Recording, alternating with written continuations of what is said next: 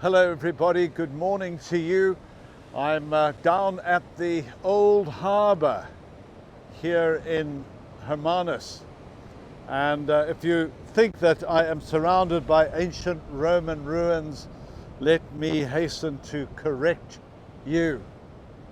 In the olden days, the fishing boats would come into the Old Harbour and they would bring the fish, the mullets I believe, not that I know much about mullets, and they would hang them on slats on these pillars to dry. So these columns facilitated the drying of the fish. So it's got nothing to do with Marcus Aurelius or Julius Caesar or whatever, much as we would like to have like to think so.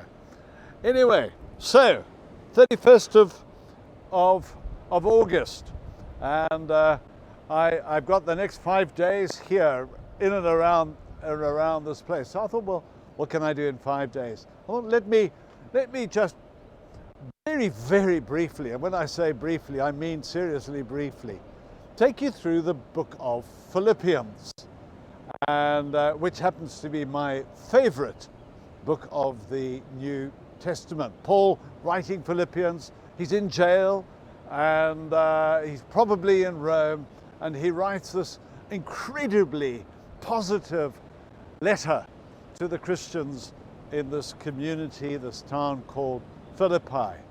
Now, you would have thought that being in prison, in a Roman prison, the tone of the letter would be heavy and ponderous and almost kind of depressing. But nothing could be further from the truth. Not that Paul was a jaunty optimist. He was a man who was so focused upon Christ that even in the worst moments of his life, he was able to see and understand a bigger picture. So, for instance, right at the start, he says, you know, my friends there in Philippi, I want you to understand that my imprisonment here, and it was not a comfortable imprisonment, by the way, but my imprisonment here is not total bad news. That because of this situation I'm in, things have happened which otherwise might not have happened. So he takes quite a positive view of the challenges that he's facing. It's almost as if he said, God, here I am. I'd rather not be here, but I am here.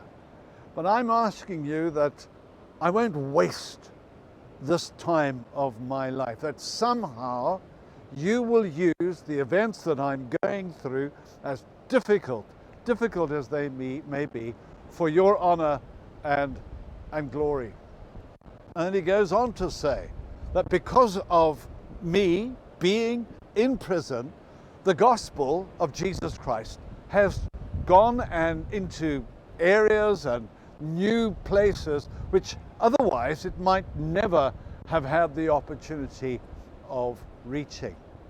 Now, I like that. I like that kind of determination, that to recognize that the situation that he is in is not totally bad, that God can somehow use the events of his life, however challenging, for the honor of his name and for the upbuilding of Paul's faith.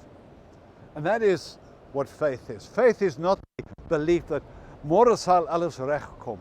Faith is the conviction that regardless of the circumstances, there is some meaning and purpose behind it all. Not always clear to us in the moment, but that God is going to use you and me in that situation to bring about growth in other people's lives and in our lives as well. So, if you find yourself in some particularly difficult situation this morning, let me say to you, keep your eyes fixed on Jesus and ask that the Lord will use the particular circumstances of your life for His honor and for the building up of your faith. God be with you. I'll see you tomorrow morning.